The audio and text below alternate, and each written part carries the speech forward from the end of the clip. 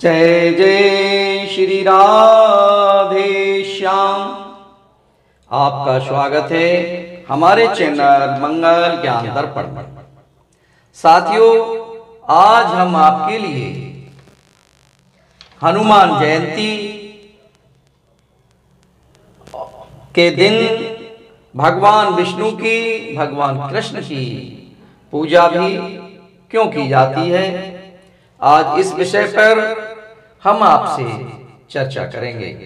जो मेरे नए साथी मेरे चैनल से जुड़े हैं उनसे निवेदन करूंगा मेरे इस चैनल को सब्सक्राइब और वीडियो को लाइक अवश्य करें। साथियों, वैसे तो प्रत्येक मास की पूर्णिमा की तिथि पवित्र मानी जाती है, लेकिन इस दिन स्त्री, पुरुष, बच्चे, बुढ़े पवित्र नदियों में स्नान करके अपने को पवित्र बनाते हैं। इस पूर्णिमा के दिन घरों में स्त्रियां भगवान लक्ष्मी नारायण को प्रसन्न करने के लिए व्रत रखती हैं और प्रभु सत्यनारायण की कथा सुनते हैं। चैत्र की पूर्णिमा को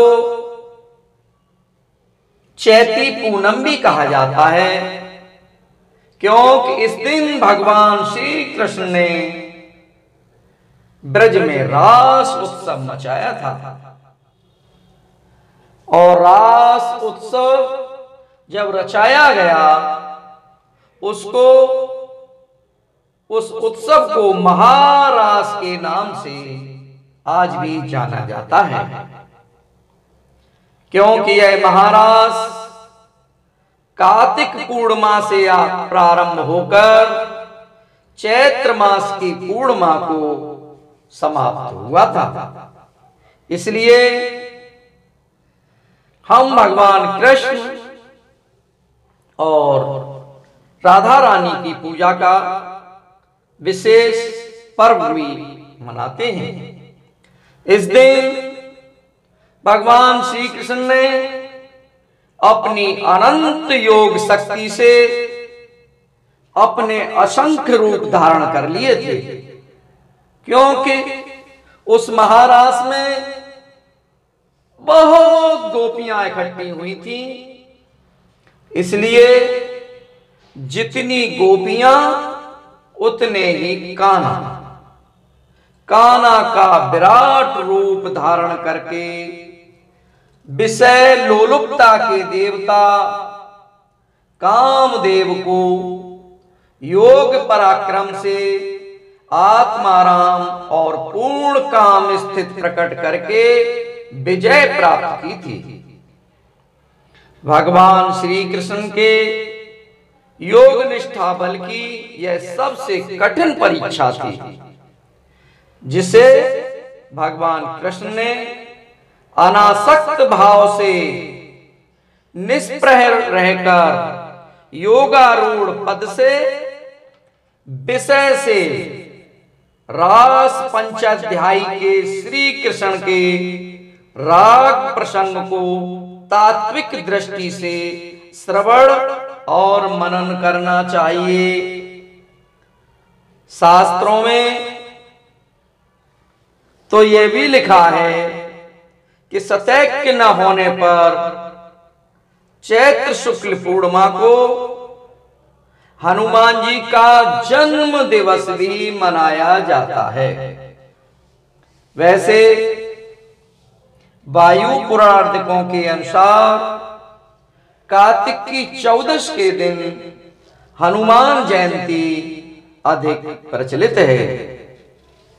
इस दिन हनुमान जी को सजाकर उनकी पूजा अर्चना एवं आरती की जाती है और भगवान हनुमान जी को भोग लगाकर सबको प्रसाद देना चाहिए। साथियों, इसी कड़ी में हनुमान जी के एक भक्त की कथा हम आगे बढ़ाते हैं। कि एक सेठ हनुमान जी का बहुत बड़ा भक्त था, हनुमान जी की बहुत ही अधिक पूजा पाठ किया करता था। एक दिन हनुमान जयंती के दिन वह सेठ जंगल में जो हनुमान जी का मंदिर था वहां उन्होंने भोग श्रृंगार की व्यवस्था की, भजन पूजा पाठ की व्यवस्था की और भंडारे के लिए वह सेठ सामान भर करके और हनुमान जी के मंदिर को जा रहे थे।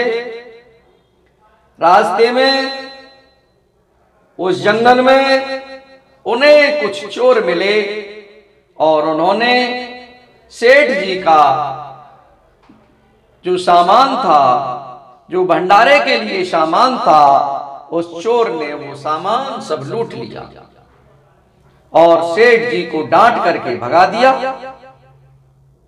और वह व्यक्ति, कई लोग जो मिलकर चोर आए थे, वो सामान को लेकर के जंगल में चले गए। उधर सेठ जी बहुत परेशान हुए और वह सेठ जी दुखी मन से मंदिर के लिए चल दिए। उधर साथियों क्या होता है कि वह चोर जिस रास्ते से जा रहे थे उसी रास्ते पर हनुमान जी की ऐसी कृपा हुई कि उनकी गदा हनुमान जी की उन चोरों के पास आई और उन चोरों में वो गदा पड़ने लगी। कोई दिखाई नहीं दे रहा था और गदा उन चोरों के ताड़ ताड़ ताड़ ताड़ पड़ रही थी और उन चोरों को उनकी दिशा से दूसरी दिशा में कर दिया। उस रास्ता से दूसरी रास्ता की तरफ मोड़ दिया कि जिधर हनुमान जी का मंदिर था और वह गदा उन्हीं को मारते पीटते उसी रास्ते पर लेकर के जा रहे थे। साथियों, मंदिर पर भीड़ अधिक होने के कारण कुछ दूरी पर ही वह चोर उस सामान को छोड़ करके और भाग गए। उधर वह बेचारा सेठ बहुत दुखी मन से मंदिर के लिए जा रहा था तो क्या देखता है कि रास्ते में उसका सब सामान रखा हुआ है। उन्होंने देखा कि ये सामान यहां कहां से आ गया। उन सेठ जी को समझते देर नहीं लगी, वो सेठ जी समझ गए कि हो ना हो ये हनुमान जी की कृपा हो। साथियों, वो सब सामान वहां से उठाकर मंदिर में ले गए और वहां भंडारे की व्यवस्था की, हनुमान जी को भोग लगाया और वह प्रसाद सभी लोगों में बांट दिया गया। साथियों, उन सेठ जी पर भगवान हनुमान जी की जैसी कृपा थी वैसे ही हम हनुमान जी से प्रार्थना करेंगे कि सब पर कृपा करें। और आप लोगों से भी निवेदन रहेगा, ईश्वर को आप भी याद करते रहें मन से याद करने के बाद हमें पूर्ण फल जरूर मिलता है। जैसे सेठ जी पे परेशानी आई और हनुमान जी ने वो परेशानी दूर कर दी। बोलिए श्यापत रामचंद्र भगवान की जय। जय जय श्री राधे पवन सुत हनुमान की जय। साथियों, ये कथा आपको पसंद आई हो तो मेरे चैनल को सब्सक्राइब और वीडियो को लाइक अवश्य करें। धन्यवाद। फिर मिलेंगे हम इसी तरह एक नई कथा के साथ। तब तक आप सब लोगों को बहुत बहुत धन्यवाद।